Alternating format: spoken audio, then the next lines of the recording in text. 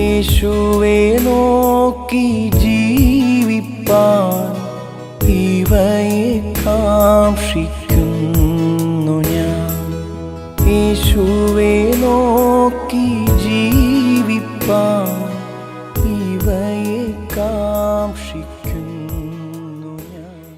ദൈവനാമത്വപ്പെടുമാറാകട്ടെ. അനുഗ്രഹമായ നല്ല പ്രഭാതത്തിനായി നന്ദിയോടെ ദൈവത്തിന് സ്തോത്രം ചെയ്യുന്ന എല്ലാവരെയും കർത്താവിൻ്റെ നിശ്ചിത സ്നേഹത്തിലെ പ്രഭാത ജാഗരയിലേക്ക് സ്വാഗതം ചെയ്യുന്നു. ഇന്ന് നമുക്ക് ധ്യാനിക്കേണ്ടത് ഭാഗം ശുഷ്കാന്തിയുള്ള വേലക്കാർക്ക് ഭൂമി സമൃദ്ധി നൽകും.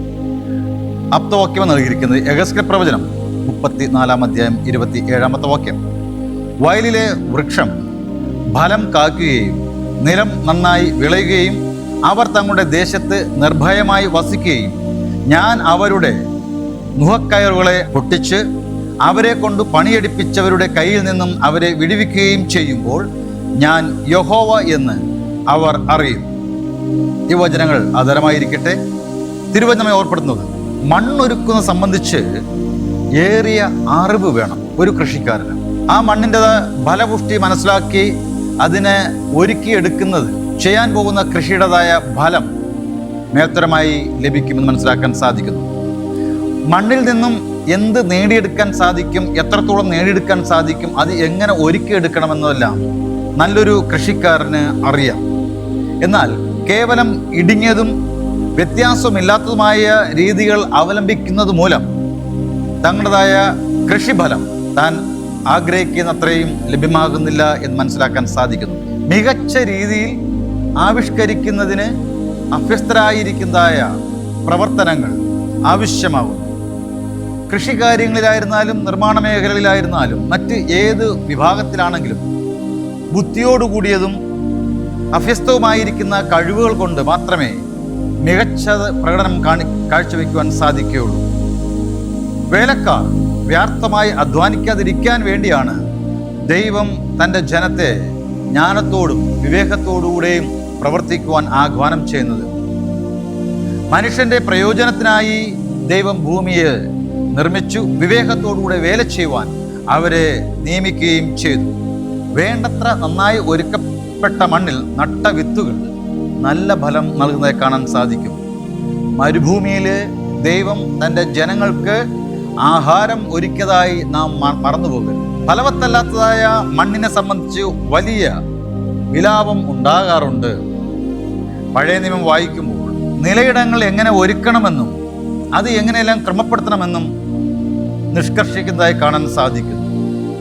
ആയതുപോലെ തന്നെ വ്യത്യസ്തങ്ങളായിരിക്കുന്നതായ കൃഷികൾ ചെയ്തിട്ട് ഒരു നിശ്ചിത കാലത്തേക്ക് ആ കൃഷിഭൂമിയെ തരിശായിടുക, അല്ലെങ്കിൽ വിത്തിറക്കാതെ കൃഷി ചെയ്യാതെ ഇടുക, അതിന് വിശ്രമിക്കാനുള്ളതായ സമയം കൊടുക്കണമെന്നും ദൈവം പറയുന്നത് കാണാം. അത് മനുഷ്യനേക്കാളും ഭൂമിയുടെ അവസ്ഥകളെക്കുറിച്ച് ദൈവത്തിന് അറിയാമെന്നതായ കാര്യം കൂടെ നാം മറന്നു പോകരുത്. ഭൂമിക്ക് അതിൻ്റെ മറച്ചു വെച്ചിരിക്കുന്ന നിക്ഷേപങ്ങളുണ്ട്. അത് അതിൻ്റെതായ പൂർണ്ണതയോടുകൂടെ മനുഷ്യന് സ്വായത്തമാക്കുവാൻ പ്രയാസമാകും.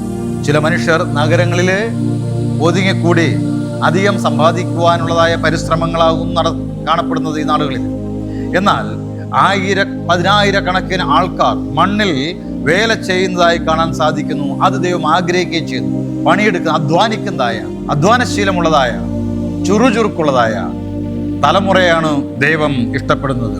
മണ്ണ് അതിൻ്റെ ശക്തി നൽകുവാൻ ഇടവരുത്തും. ദൈവത്തിന് തൻ്റെതായ ജനങ്ങളുടേതായ കഠിനപ്രയത്നങ്ങളുടേതായ ഫലം ലഭിക്കണമെന്നും ദൈവം ആഗ്രഹിക്കുന്നു.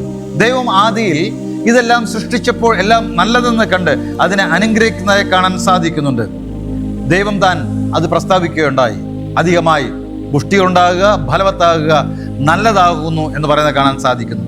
എന്നാൽ പാപത്തിൻ്റെ പരിണതഫലമായി ശാപമേറ്റതായിരിക്കുന്ന ഭൂമി പാപം വർദ്ധിച്ചുകൊണ്ടിരിക്കുമ്പോഴും അതേ ശാപഗ്രസ്തരിലായി തീരുന്നത്. പാപങ്കലമായിരിക്കുന്ന ഭൂമിയിൽ അതിൻ്റെതായ ഫലം എത്ര കണ്ട് വളർത്തുവാൻ കഴിയുമെന്ന് നിങ്ങൾക്ക് അറിയാം. ശാപം കൂടിക്കൊണ്ടിരിക്കുന്ന കാര്യം മറന്നു പോകരുത്. മടിയന്മാരായ സേവകർ അവരുടെ അലസ ശീലങ്ങൾ അവർക്ക് ദോഷമായി ഭവിക്കുന്നു എന്നും മനസ്സിലാക്കണം. ഭൂമിക്ക് പക്ഷേ അതിൻ്റെ ആഴങ്ങളിൽ മറഞ്ഞിരിക്കുന്നതായ അനുഗ്രഹങ്ങളുണ്ട്.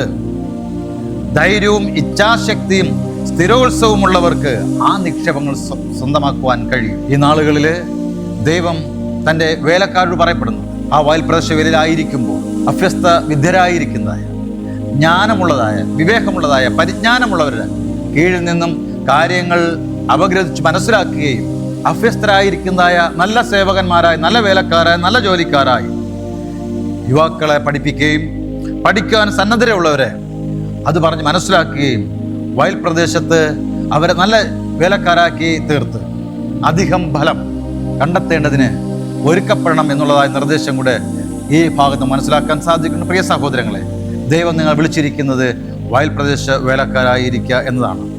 ആയതിനാൽ തിരുവചനം നിങ്ങളെ പഠിപ്പിക്കുന്നു എങ്ങനെയായിരിക്കണം നല്ലൊരു വേലക്കാരനായിരിക്കേണ്ടത്, അധികം ഫലം എങ്ങനെ കണ്ടെത്താൻ സാധിക്കും, എങ്ങനെയായിരിക്കണം വിത്ത് വിതയ്ക്കേണ്ടത്, എങ്ങനെയാണ് ഭൂമി ഒരുക്കപ്പെടേണ്ടത്, എങ്ങനെയാണ് കൃഷിയെ പരിപാലിക്കേണ്ടത്, എങ്ങനെയാണ് വിളവെടുക്കേണ്ടതിനെല്ലാം. ആയതിനാൽ ദൈനംദിന ജീവിതങ്ങളിൽ ദൈവവചനവുമായി ശരണപ്പെടുക. ദൈവം നിങ്ങളെ നല്ല വേലക്കാരായി വാർത്തെടുത്ത് പരിപാലിക്കുമാറാകട്ടെ. നമുക്കൊരു നിമിഷം പ്രാർത്ഥിക്കാം. സ്വർഗീയ പിതാവേ, നല്ല ദൈവമേ, അനുഗ്രഹമായ നല്ല ദിവസത്തിനായ സ്തോത്രം, നൽകിയ വചനത്തിനായ സ്തോത്രം.